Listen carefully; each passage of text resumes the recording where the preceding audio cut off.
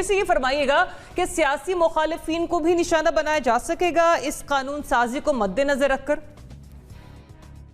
मसला ये है कि FATF में हमने किसकी डिमांड्स पूरी की है। अच्छा, पहले एक बात मैं क्लियर कर दूं बहुत शिद्दत के साथ कि जो कुछ अब हो रहा है इसका मुतालबा हमारे बड़ों ने 50 साल पहले किया था, 40 साल पहले किया था कि ये ना करें, आप अफ़गान जंग में मुलविस ना हो, आप अलकायदा और तालिबान को सपोर्ट ना करें, आप हमारे ऊपर मलबा गिरेगा, और मलबा गिरा हमारे ऊपर। फिर अभी जो लेटेस्ट था वो ये था घर को ठीक कर लें, पहले अपने घर को ठीक कर लें। उस पर बड़े इल्ज़ामात लग गए, गद्दार है, बागी है, चोर है, वगैरह वगैरह। लेकिन अब वापस वहीं पर आए ना, आप वापस वो FATF लेकर आई या इंडिया लेकर आया, वापस वहीं पर आए आप जहाँ से आपने काम शुरू किया था, कि अब आप ये अंडू कर दें। पहले वो लोग भी बड़ा हीरो कहते थे अफगान मुजाहिदीन को, मुजाहिदीन कहा करते थे उनको, सलाम के करते। रेगन साहब ने मुलाकातें भी की थी उनसे, अमेरिका के लाडले थे वो, सऊदी अरब के दुलारे थे वो।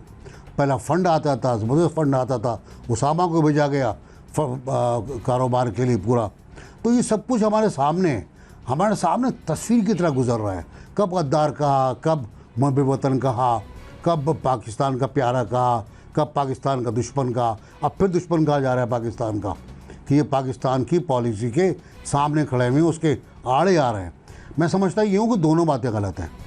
हमें अपनी इस्लाह करनी चाहिए थी, बहुत पहले करनी चाहिए थी। हमें अपने आप को ठीक करना चाहिए था। हमें अपने मुआशरे में तशद्दुद को रोकना चाहिए था, क्लाशनकोफ कल्चर को रोकना चाहिए था, ड्रग्स को रोकना चाहिए था। हम नहीं कर पाया, हम शर्मिंदा हैं, हम नाकाम हैं। हमने आवाज़ भी उठाई तो हमें पकड़ लिया गया, हमें गिरफ्तार कर लिया गया, जो मुस्तकबिल के लिए कानून साजी की गई है, now come to the point, जो मुस्तकबिल के लिए कानून साजी की गई है, जो ऑपोजिशन के मुझे नहीं पता मुस्तकबिल में और क्या जरिया मुझे नहीं पता। छोड़ें अपोजिशन को, बहुत छोटी बात है। मैं मुल्क की बात कर रहा हूँ कि मुझे नहीं पता कि आने वाले वक्त में और क्या मुतालबात होंगे। मुझे बिल्कुल नहीं पता कि आने वाले वक्त में हमारा इक़्तिदार आला किस हद तक और FATF हासिल करेगी।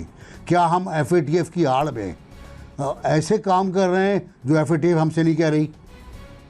ये भी बड़ा सवाल है, इसका जवाब भी चाहिए और हुकूमत को जवाब देना पड़ेगा। ये जनरल साहब, ये FATF के मामले पर कानून साजी सिर्फ हुकूमत के लिए डू एंड डाई वाली सिचुएशन नहीं थी, बल्कि हर पाकिस्तानी के लिए है, क्योंकि इससे हमारी इक्तिसादी तरक्की वाबस्ता है। देखिए जरिया, इसका बैकग्राउंड जो है वो ये है कि जब हमें ग्रे लिस्ट में डाला गया तो किसी ने कोई सबूत नहीं दिया हमें कि आपके मुल्क से फलां चीज के बारे में या फलां काम के बारे में टेरर फंडिंग हुई। कोई सबूत नहीं था। ये एक प्रोपेगेंडा जो भारत लेके चला और जितने उसने फॉल्स फ्लैग ऑपरेशंस किए उनका वो मलबा डालता रहा पाकिस्तान पे, और हर आने जाने वाले से वो एक जॉइंट कम्युनिके इशू करवाता रहा, जो भी उन्होंने अमेरिकन से भी करवाया है कि पाकिस्तान हमारे खिलाफ ये टेररिज्म बंद करे, टेरर फंडिंग कर रहे हैं, ये कर रहे हैं। अमेरिका को भी सूट करता था, हमें लाके उन्होंने वहां खड़ा कर दिया FATF में, और शवाहिद किसी के पास नहीं है, किसी के आज दिन तक कोई किसी का सबूत नहीं आया। नतीजा ये कि आप किसी का ट्रायल भी नहीं कर सकते। अब इन हालात में जब आपको वहां पे उन्होंने रखा, 27 पॉइंट आपके सामने रख दिए, 2 साल का वक्त गुजर गया, हम पूरे पे उन पे अमल नहीं कर सके। उनमें खास तौर पे वो पॉइंट हैं जो कि जिन पे कवानीन बनने थे, जो आज अभी 13 नुकात हैं, उनमें से कुछ पे ये कवानीन बन गए, कुछ का काम अभी रहता है। अक्टूबर में आके मीटिंग है जी। और ये एक चीज वाज़ेह है, पहले तो ये कि गवर्नमेंट ने इतना वक्त लिया कि अब अक्टूबर सामने है और आप कवानीन आप पास कर रहे हैं, इतने थोड़े वक्त में आपकी इम्प्लीमेंटेशन जो है वो भी उन्होंने देखनी है कि क्या कानून बन गया तो इम्प्लीमेंट भी हो रहा है। अब इम्प्लीमेंटेशन तो आप नहीं दिखा सकते उनको, क्योंकि इस पीरियड में इतने थोड़े वक्त में कोई केसेस तो नहीं चलेंगे। नतीजा ये कि ये काम अधूरा है। लेकिन अगर आप पिछली रिव्यू रिपोर्ट पढ़ें जो उन्होंने लास्ट दी थी, उसमें उन्होंने ये कहा कि हम तवक्को कर रहे थे कि पाकिस्तान बड़ी जल्दी एक्शन कर लेगा इन चीजों पे, लेकिन ये तकरीबन 2 साल हो चले हैं और पाकिस्तान अभी तक लटका हुआ है। किसी चीज पे अमल, कोई पॉइंट्स हैं जिन पे पार्शियल अमल हुआ है, कुछ पे हुआ ही नहीं।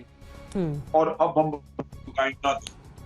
ये वो मुश्किलात हैं जो आज हमारे मुल्क को दरपेश हैं। और इसमें आप ये ज़हन में रखिए कि आपके अपने दोस्त भी तंग आ चुके हैं इस सिचुएशन से। चाइना वगैरह वो समझते हैं 3-4 मुल्क हैं जो आपको सपोर्ट कर रहे हैं, टर्की है, चाइना, मलेशिया वगैरह, वो समझते हैं कि हमने बहुत वक्त तक इनको शील्ड कर लिया, अब ये अगर खुद अपना मामला ठीक नहीं कर रहे तो हम इनको क्या शील्ड करें।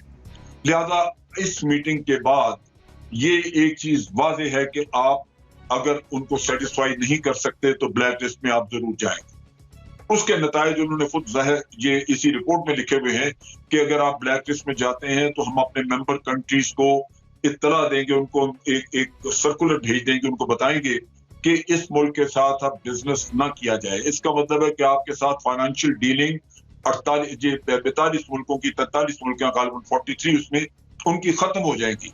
और यही वो मुल्क हैं दुनिया के जिनकी इकोनॉमीज हैं, जो कारोबार करते हैं। और आप बताइए कि आपका ज़र मुबादला का सोर्स हमेशा के लिए खत्म हो जाएगा जब तक कि आप दोबारा फिर नए सिरे से उनको राजी ना करें। इन हालात में जरूरत इस बात की है कि प्रायोरिटी इस बात की है कि कानून जितना भी सख्त बनता है बनाए ताकि आप FATF को सेटिस्फाई कर सकें और FATF को सेटिस्फाई करके आप किसी तरह ग्रे लिस्ट से व्हाइट लिस्ट में आए।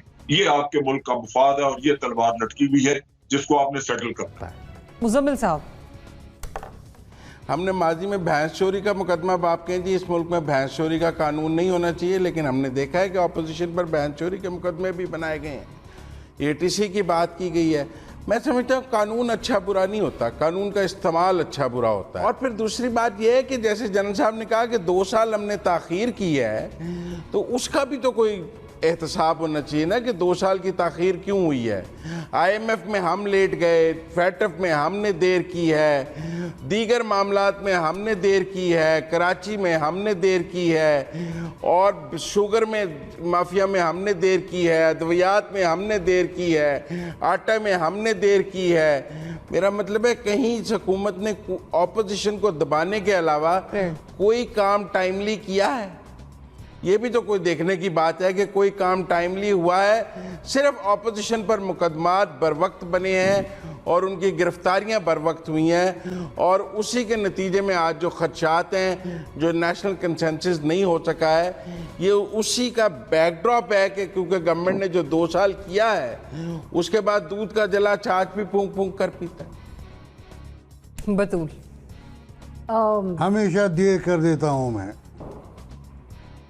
अब कामरान ने जैसे 1997 बिल्कुल टेररिस्ट एक्ट की बात की, 88 की बात की, मैं नैब की भी बात करना चाहती हूँ, और एंटी टेररिस्ट एक्ट को लेके भी कितनी रिजर्वेशंस रहे पास्ट में, उसकी भी देखिए। कोई भी जो लेजिस्लेशन होती है वो सिर्फ उसको पढ़ने से इतना खौफतारी नहीं हो जाना चाहिए जब तक उसकी इम्प्लीमेंटेशन में प्रॉब्लम ना आए।